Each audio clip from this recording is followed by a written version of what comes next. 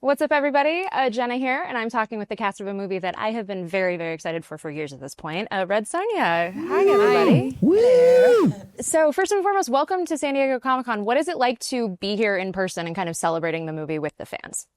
Well, it's my first time personally, so I'm super excited and nervous at the same time. Yeah, I've been a few times, so it's nice to be back and see some familiar faces. Yeah. It's very baffling and stimulating, isn't it? You know, you're walking around, there's all these deep cultural references, and you're going, what's that? Who's that? What's that? Who's that? I was trying to get as much, information out of people going, who's that on your T-shirt? But they just look at me funny, They go, what? But it's like candy for the eyes, I feel like I'm on drugs. Not that I'd know how that feels. Martin? I don't know why you threw the question over to me now, but yeah, I think these events are always fun. I've brought my family with me this time, and the kids are out to explore, and it's their first time here, and to watch how wide their eyes goes when they see some of the costumes is incredible. I think the lengths that people go to is awesome, and ultimately it's the people out there that allow us to do this job. So incredible to everyone that puts these events on, and all of the guys that turn up. I love that. So, Matilda, we were talking about it a little bit before the cameras rolled, but this isn't your first time playing a woman who is on a quest for vengeance. What is it like kind of stepping into that sort of role, but in a completely different genre and with a character that people have such an attachment to? I'm honored to be part of it. It was so much fun to play her. I love how she doesn't ask permission to take up space. She's fierce and, raw. I got to train on all sorts of things, like horseback riding, archery, sword fighting, all things that I haven't done before. So that was a huge part for me to be able to learn new things. I got lots of bruises as well. And just the emotional arc of the character in this film as well, where I started after I read the script, I read some of the comics, and what I found out was that she's before she's a warrior, she's a survivor, and I really wanted to get that through. And so I got to play lots of things and shades of in one character, so it was fantastic. That's awesome. I was actually going to ask all of you, did you have any sort of comic research process? Because I know Sonja has had such a very storied and very wide-ranging history in the comics. Did any of you research that and get drawn to anything in particular? There was one I played the almighty Emperor Dragon, and is that even on? Do I need to be talking into that, or is that just a prop?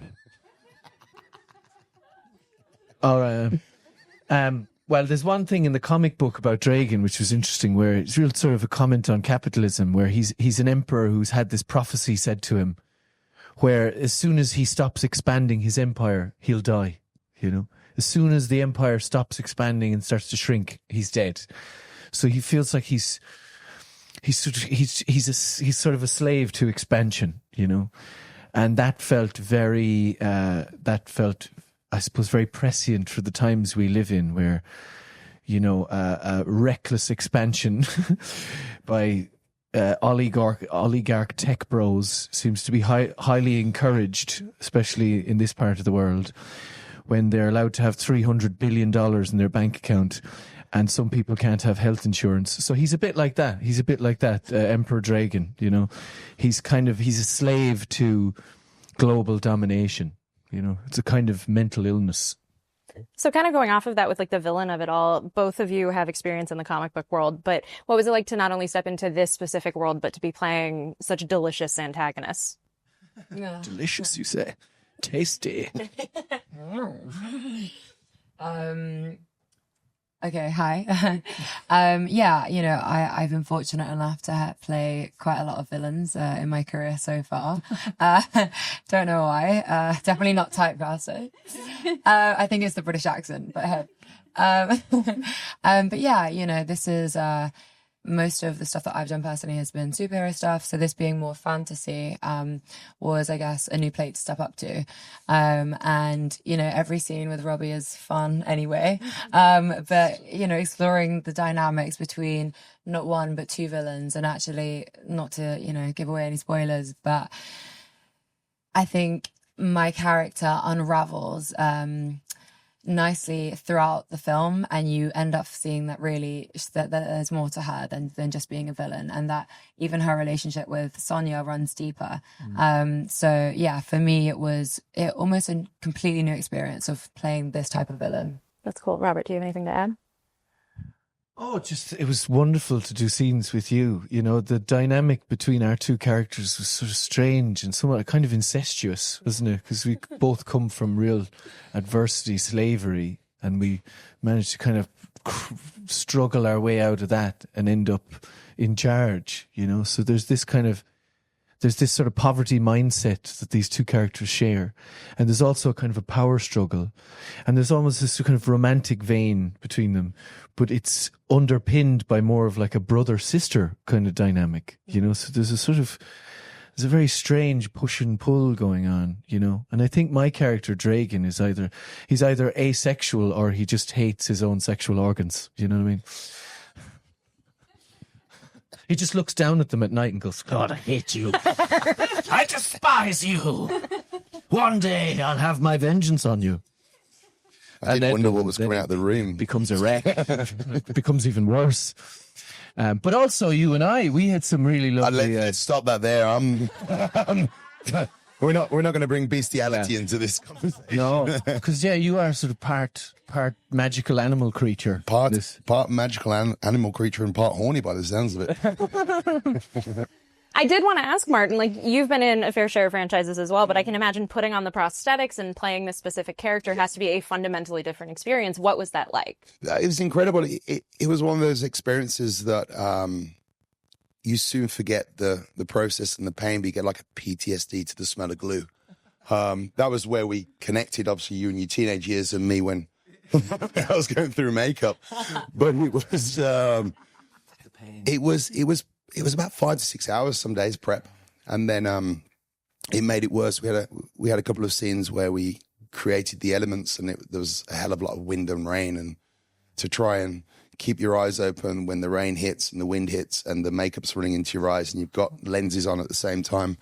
It was challenging to say the least, but I think ultimately a lot of these films are, when it comes to fantasy, a lot of the actors have to go through a process of pain almost to be able to get to create the character in its truest and honest form. But when you go out today and you see what these guys go through as well, just to come to an event, I mean, at least we get paid for it, I suppose. Yeah. You as well, it was a beautiful action sequence in the film where the whole world is on fire and you have this amazing sword fight again in the 5 hours of prosthetics with yeah, that was an interesting one. Yeah, in the middle of the night. Yeah, fire, flames, really grateful not to be in that sequence. It was awesome. I'll be honest. Meanwhile, I got tired just walking over here, man. So for all of you, kind of going off of that with the fandom, what do you hope people take away from the movie when they see it? Both people who are fans of Sonja and people who are just falling in love with her for the first time. I think, and we briefly touched on this earlier, but I think, there's a lot of, it's very symbolic to, what's kind of going on in the world in some parts right now. And I think at least the bare minimum that people can take away is how, beautiful and precious Mother Nature is, and how, we don't have, a plan B, a second planet. And, we have to look after all creatures and all environments around us. Yeah. This movie is a kind of analogy. It is for climate meltdown. It really is. And I think, MJ Bassett, the director of the film, her mission was to make a kind of a commercially fun battle versus good versus evil, but with, it's analogous to what is going on in the real world. So it has a feel relevance, a kind of, I mean, I don't know if people come away and become environmental activists, but I think this film will really get people in the gut. I think it has a really, really powerful emotional through line for Red Sonja and for Dragan, for Anisha and Karlak. But like, really, I watched the film for the first time the other night, and it really, really got me in the stomach. Like, I was welling up. It was nice because I haven't really, I sort of came to it. The thing, you've been away from a creative thing for a while and you come back to it somewhat clear, and you can almost watch it like an audience member. And it just blew me away. It really, really did. So I really hope that people come away really moved in their bellies, really, really and truly. That's awesome. I cannot wait to see the movie, and I can't wait to feel that. So thank you all so much for taking the time. And again, congrats on the film. I can't wait to see it.